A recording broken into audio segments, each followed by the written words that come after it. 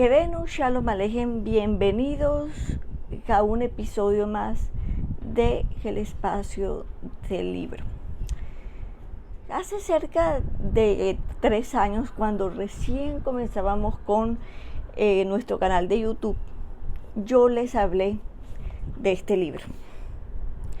Y en aquel momento todavía no comenzaba a abordar este tipo de programas, de hablar sobre libros, sino que apenas estábamos comenzando. Y bueno,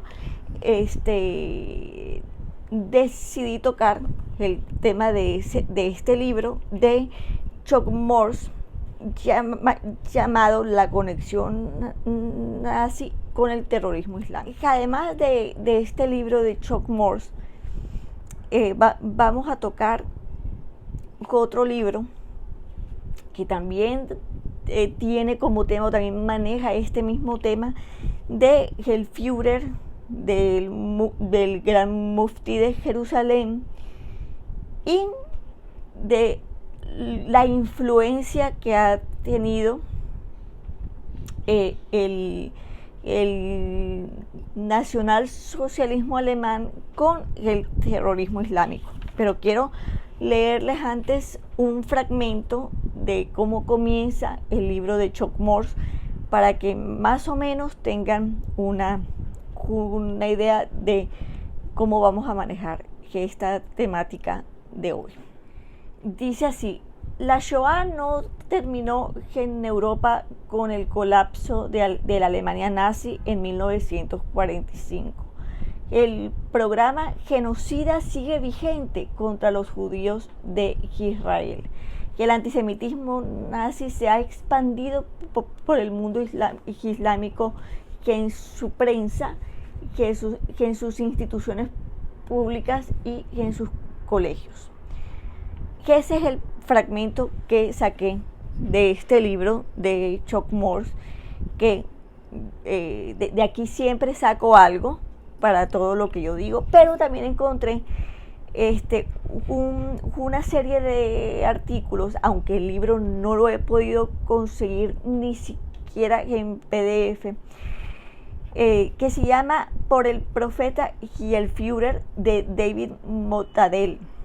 El libro suena muy bueno, y el libro básicamente lo que habla es de cómo influyó o cómo influye algo tan importante para el nacionalsocialismo en su época, como lo fue la conferencia de Wannsee, en lo que hoy en día es el terrorismo islámico.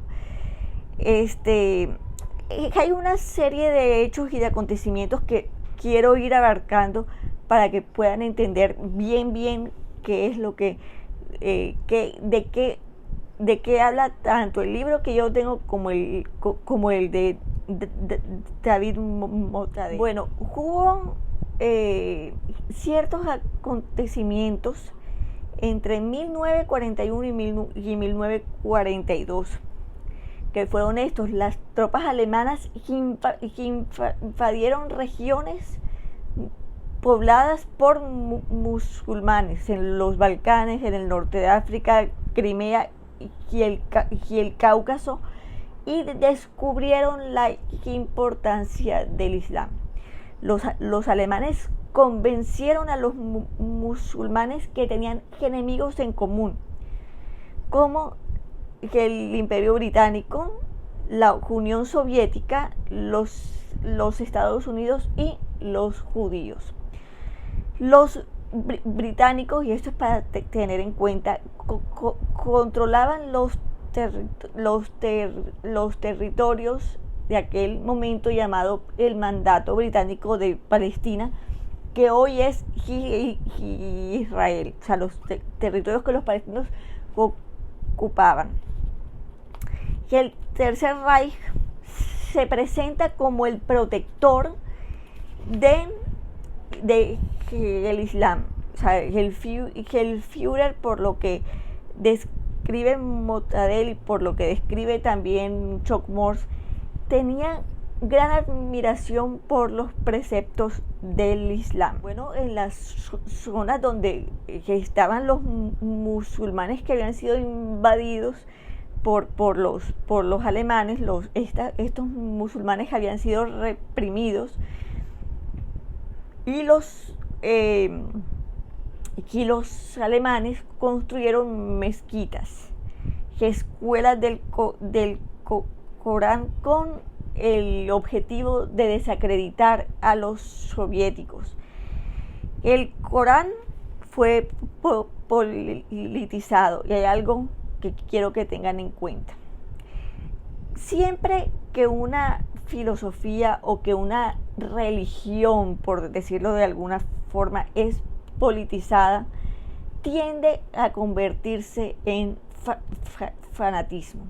Y el fanatismo, que es cuando una persona se cree moralmente superior a los demás, que piensa que su verdad o que la verdad que profesa es la única, y que esto lo hace condenar a los demás, que lo hace querer pasar por encima de el individualismo de una persona o de la dignidad de alguien.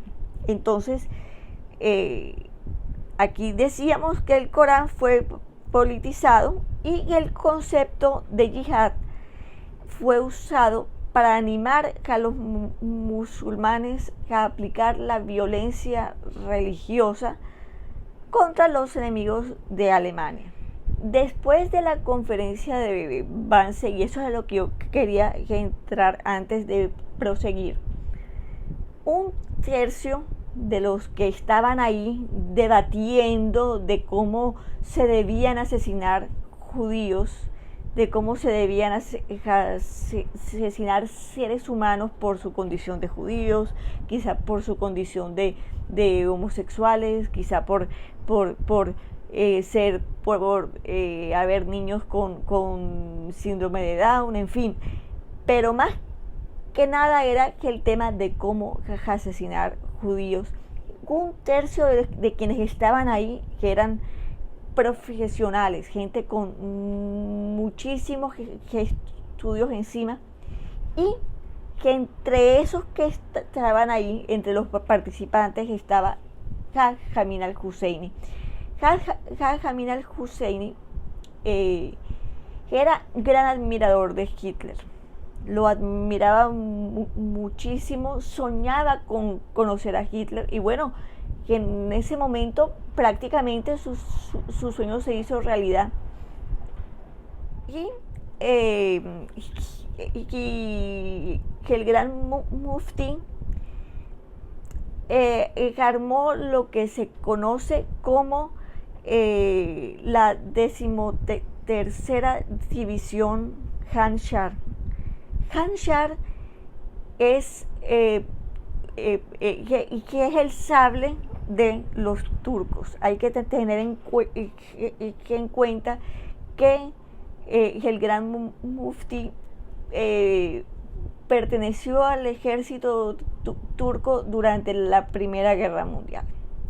Y hay que tener en cuenta también que el ejército turco masacró a la población armenia, que era una población cristiana básicamente, y los masacraron. Así es que ya el gran mufti tenía ciertos antecedentes en esto, y entonces obviamente para Hitler esto resultaba atractivo, que el hecho de que el gran mufti no le temblara el pulso al momento de matar gente. Bueno, entre la 13ª división Handschar, que ya decíamos que era que el Handschar representa que el sable de los turcos, habían bosnios, albaneses, tártaros de Crimea, musulmanes del Cáucaso y Asia Central. Los alemanes, al reclutar musulmanes esperaban de alguna forma recompensar las bajas en el frente de batalla, ya que estos peleaban en todos los frentes, todas las frentes, Stalingrado, Varsovia e incluso Berlín. Hay también algo adicional que quiero acotar, y es que existía en Alemania una gran cantidad de prensa árabe, o sea, que habían emisoras de radio en árabe, que de alguna forma hacían su propia propaganda antisemita. Los imanes no solamente se desempeñaban desde el aspecto religioso, sino también adoctrinaban o sea, políticamente hablando, a los combatientes. La propaganda, como ya había dicho, que en el mundo árabe o entre los árabes que vivían en Europa, los temas que abarcaban eran temas antisemitas. Siempre se atacaba porque cuando los árabes o cuando pasó todo esto de la Shoah, ya desde 1881 se estaban dando las Jaliot o las migraciones sionistas. Todos los judíos de Rusia, de Europa, que en general se estaban yendo a Israel debido al aumento de la judeofobia en Europa. Y entonces los árabes atacaban las aliot, o sea, el hecho de que los judíos se estuvieran regresando a Europa. Este tema fue importante que en el marco de las dos guerras mundiales. Ya habíamos mencionado que los judíos desde finales del siglo XIX ya se venían regresando. O sea, ya el sueño sionista de Teodoro Herzl se estaba haciendo realidad con el regreso de los judíos a Israel. Bueno, es importante también mencionar que no todos los musulmanes compartían esta visión antisemita ni antisionista. Eran más que nada los que sentían ciertas simpatías por el gran muftí. La división Ansar fue formada en 1943 por voluntarios musulmanes de Bosnia y Herzegovina.